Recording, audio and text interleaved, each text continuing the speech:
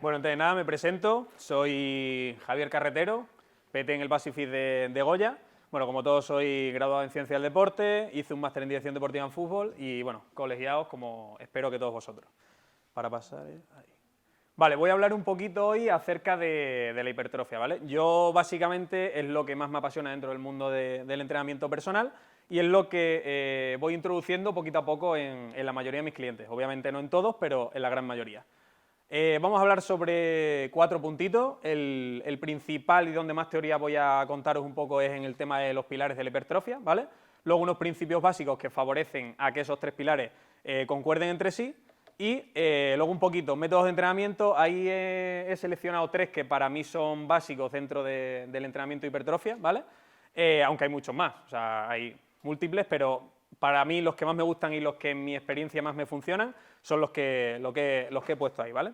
Y luego al final un poquito tipos de entrenamiento en función del tiempo. Como ya sabéis, en nuestra empresa tenemos diferentes tipos de tarifas y hay gente que puede entrenamientos de 30 minutos, de 45, de 1 hora. Bueno, pues he seleccionado un poquito tanto los ejercicios que serían más adecuados tanto para un tipo de tarifa o de otro, enfocado siempre toda la hipertrofia, tanto tiempo de descanso, mayor, menor intensidad, mayor, menor volumen, ¿vale? Así que vamos a empezar por el tema de los pilares de hipertrofia. Bueno, como ya veis ahí, son 3, tensión mecánica, estrés metabólico y daño muscular, ¿vale? El primero de ellos, básicamente, para mí es el más importante y es el que genera ese inicio del anabolismo dentro de nuestro organismo, ¿vale?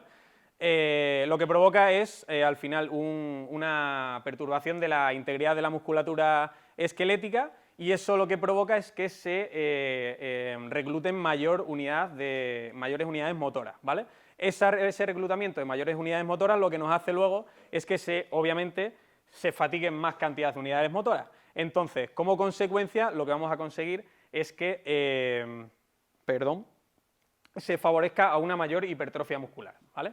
Depende tanto de la intensidad como de la tensión bajo la tensión bajo ejecución, perdón. Esta tensión bajo ejecución es clave a la hora de provocar esa hipertrofia muscular. Dentro del estrés metabólico, ¿vale? Se produce debido a entrenamientos en los que vamos hacia una glucólisis anaeróbica. Esa glucólisis anaeróbica, como ya sabéis, lo que provoca en nuestro cuerpo es una generación de metabolitos. Esos metabolitos lo que van a hacer es, en nuestras fibras musculares, provocar que se generen tanto ácido láctico, hidrógeno, fósforos inorgánicos. Todos esos metabolitos lo que van a provocar es que al final dentro de nuestro organismo se vaya generando una fatiga muscular de esas fibras musculares, obviamente. Entonces, esto nos favorece a llegar a ese punto, a lo mejor de ese fallo muscular, de esa fatiga acumulada, ¿vale? También lo que va a provocar es que se generen alteraciones positivas, es decir, va a haber una mayor hidratación celular, se van a liberar radicales libres y eso va a proporcionar que también la hipertrofia se favorezca. Tanto la tensión mecánica como el estrés metabólico se relacionan y lo que van a provocar es ese daño muscular. Ese daño muscular al final simplemente es una respuesta del organismo y es una inflamación de la musculatura. Esa inflamación de la musculatura lo que nos va a provocar es que el sistema inmunitario se active. Esa activación del sistema inmunitario lo que va a provocar es que al final se generen unas mioquinas, que son unas cetoquinas, que lo que van a provocar es que se liberen una cosa que se llama las células satélite, ¿vale? Esas células satélite al final actualmente es uno de los principales factores del aumento de hipertrofia y del aumento de masa muscular dentro de nuestro cuerpo. Esas células satélite lo que hacen al final es liberan unas células hijas para reparar esos daños musculares que han generado tanto el estrés metabólico provocado por esa tensión mecánica, ¿vale?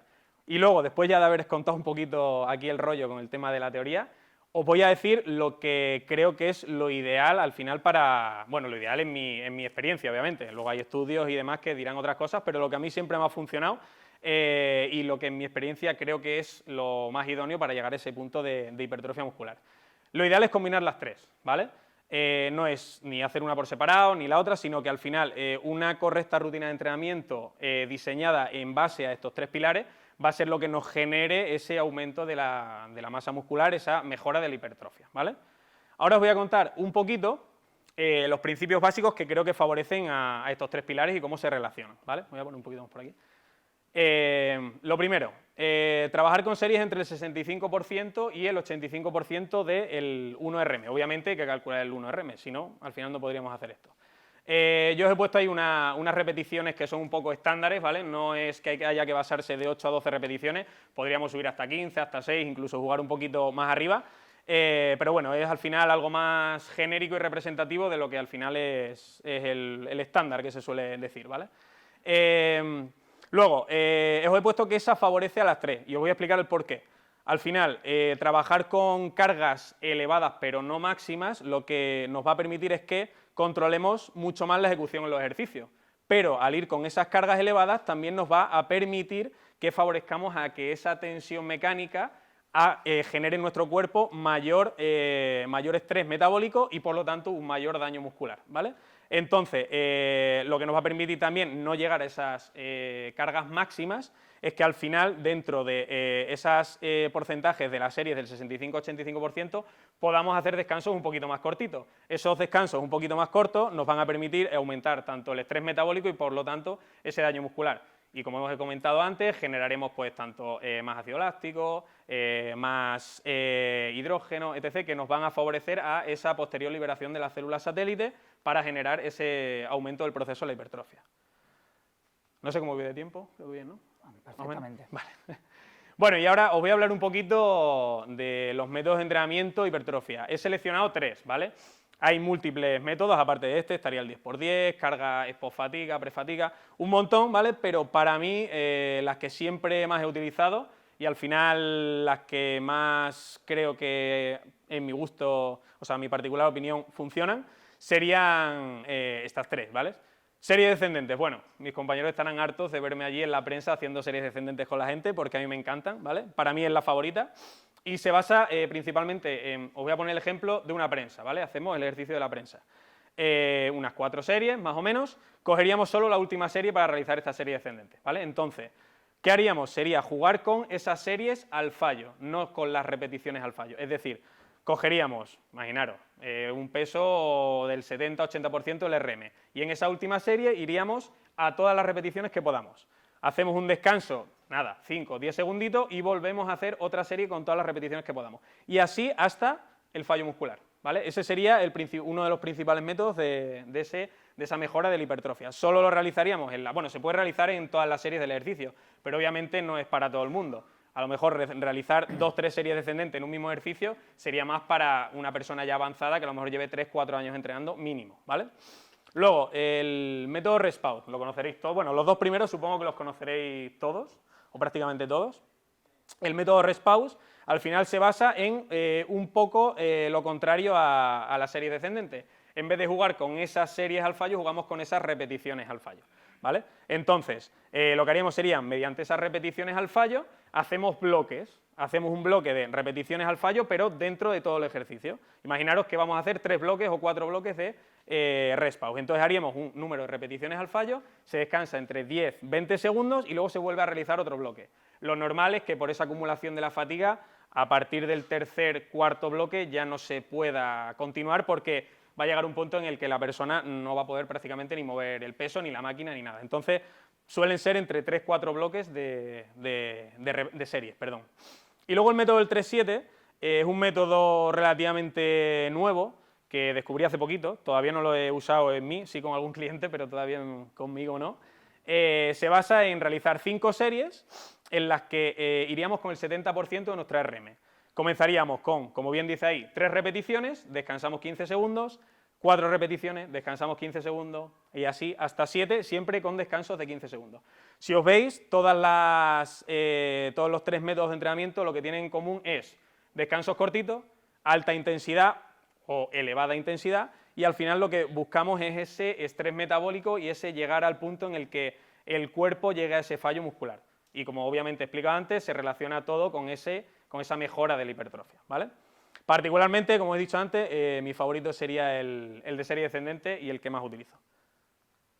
Vale, y bueno, como os he comentado un poquito antes, En Funciona tenemos varios tipos de tarifas, ya sean de 30 minutos, de 45, de 1 hora, incluso de 2 horitas, como aquí mi amiga Paula.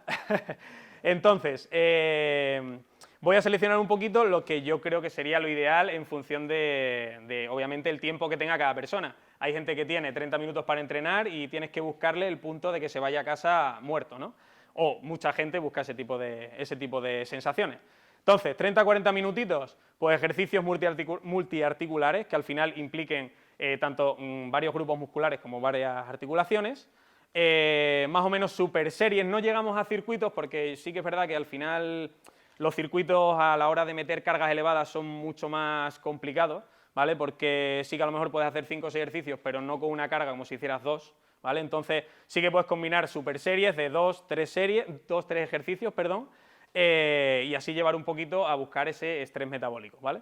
Y luego, obviamente, alta intensidad y un menor volumen de entrenamiento, porque en 30 minutos no podemos meter la misma carga de entrenamiento que si hiciéramos 1 hora de entrenamiento, ¿vale?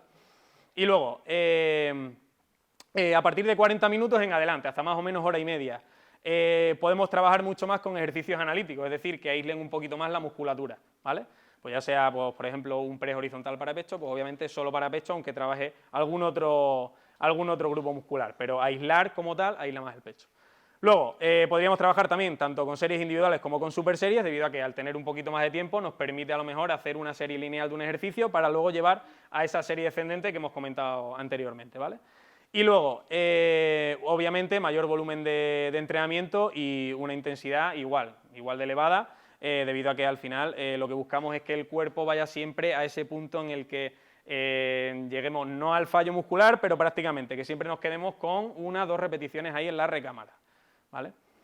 Y nada, bueno, permitirme que haya puesto aquí a Kevin Lebrón, que es uno de los principales culturistas que siempre me han gustado. Entonces, al final nada, muchas gracias, espero que os haya gustado mi presentación, cualquier pregunta que tengáis luego me podéis hacer en la mesa redonda y nada, que ha sido un placer.